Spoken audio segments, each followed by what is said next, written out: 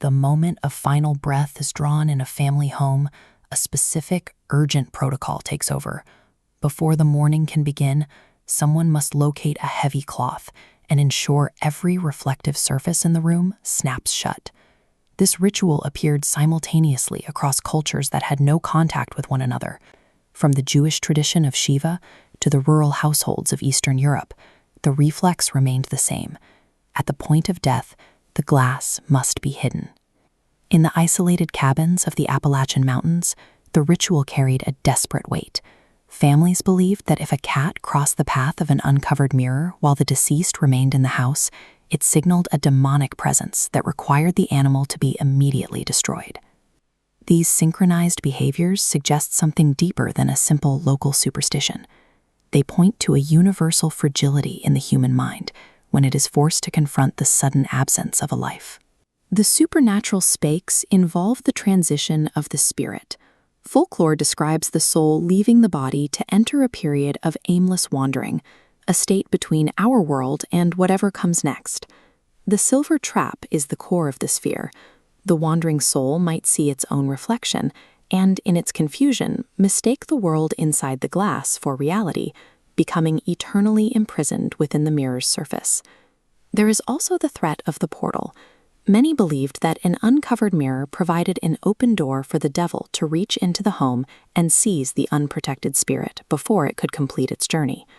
Covering the glass, boarding up open water, and throwing windows wide open served as an active defense system.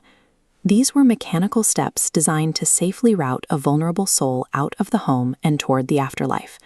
In the 19th century, death was a domestic presence. During the wake, the family parlor was physically transformed into a sanctuary where the living sat alongside the deceased for several days.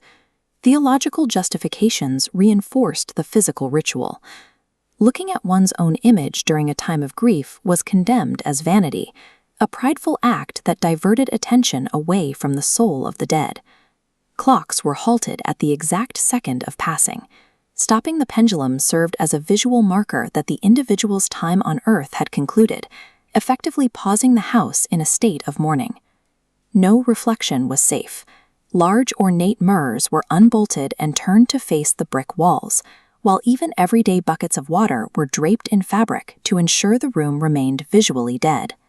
These precise manual tasks allowed grieving families to reclaim a sense of agency.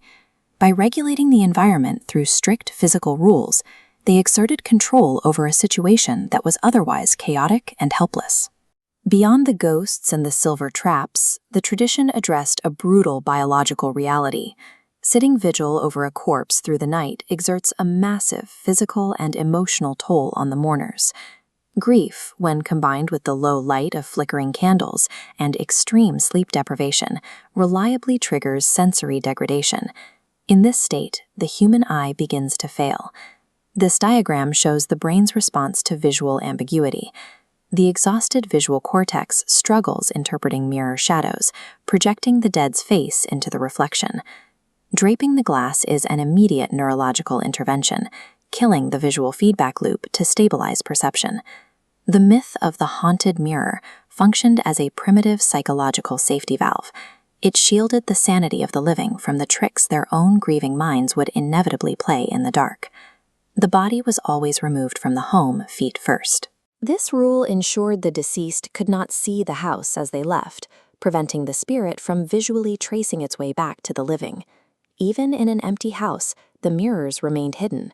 This reflected the orthodox belief that the soul continues to wander the earth for 40 days, requiring the home to remain a reflection-free zone until the spirit had fully departed. The end of the mourning period is marked by the return of light. Curtains are opened, and the head of the house physically removes the black cloths to re-expose the mirrors to the room. This unveiling brings the final visual proof of loss. Looking back into the mirror provides the sudden realization that one face is permanently missing from the family portrait.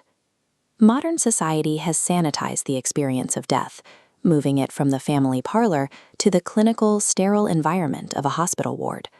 By stripping away these rituals, we have lost the physical cues that historically helped us process acute grief. We no longer have the tactile markers that signal a life has ended and a transition has begun. The mirror's true weight has little to do with portals or trapped spirits. It is a tool for acknowledging the physical absence left behind in a home.